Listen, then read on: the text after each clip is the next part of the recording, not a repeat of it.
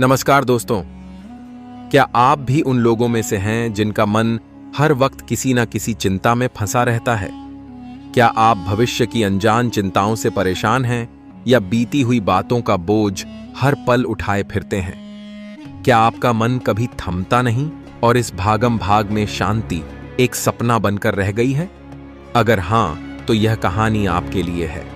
सिर्फ मेहनत और लक्ष्य तय करने से जीवन में सफलता नहीं मिलती। इसके लिए मन का शांत होना जरूरी है। एक शांत मन कभी सही फैसले नहीं ले सकता। आप खुद सोचिए, जब आपका मन उलझा हुआ होता है तब क्या आप किसी भी काम को पूरे मन से कर पाते हैं? सफलता की असली कुंजी है एक शांत और केंद्रित मन। यही मन हमें सही दिशा दिखाता है और हमारी ऊर्जा को सार्थक रूप से इस्तेमाल करने में हमारी मदद करता है। आइए इस छोटी सी कहानी के जरिए जानते हैं। पुराने समय की बात है। एक छोटे से गांव में राहुल नाम का एक गरीब लड़का रहता था। उसका जीवन कठिनाइयों से भरा हुआ था। न खाने को पर्याप्त भोजन था, न पहनने को कपड़े पर राहुल के पास एक अनमोल गुण था। उसका मन सत्य और ज्ञान को खोजने में रुचि रखता था। राहुल हर रात सोचता, क्यों मेरा जीवन ऐसा है? क्या मैं कभी शांति पा सकता हूं?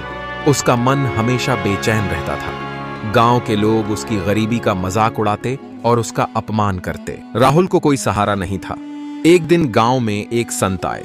लोग उन्हें ज्ञानदूत कहकर बुलाते थे। उन्होंने गांव में उपदेश देना शुरू किया। राहुल भी उनकी बातों को सुनने गया।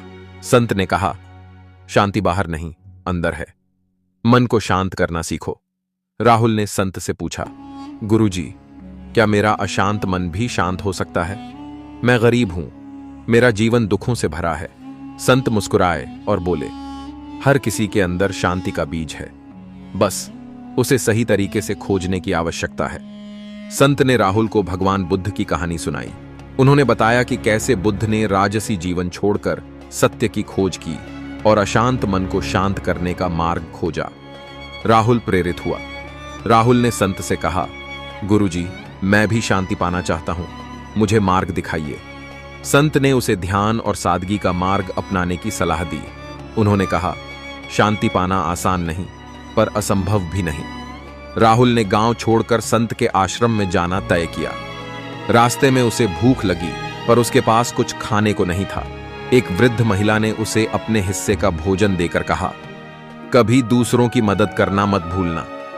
आश्रम पहुंचने से पहले राहुल को एक नदी पार करनी थी। वहां एक वृद्ध व्यक्ति फंसा हुआ था।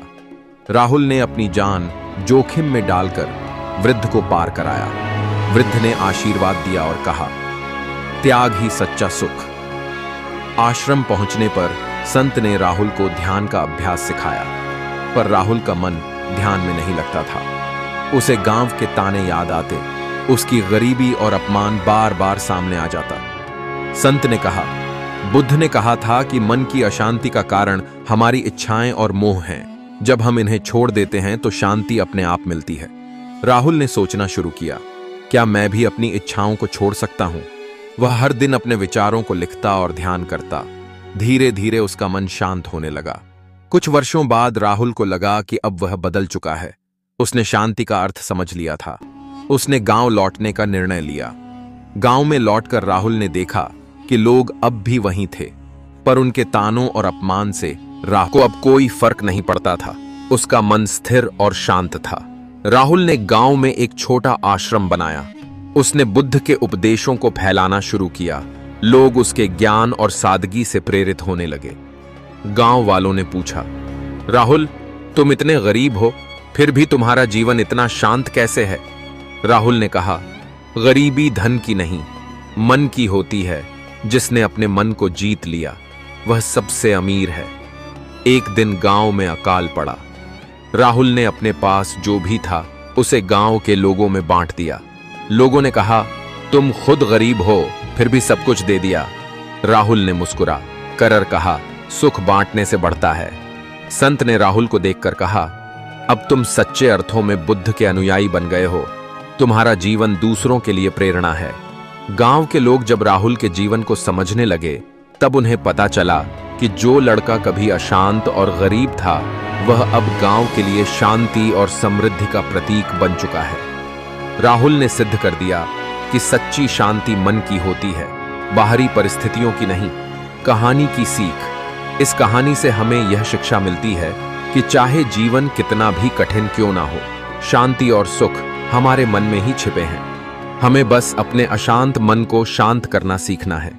आज के लिए बस इतना ही। मिलते हैं आपसे एक और नई कहानी के साथ। नमो बुद्धाय।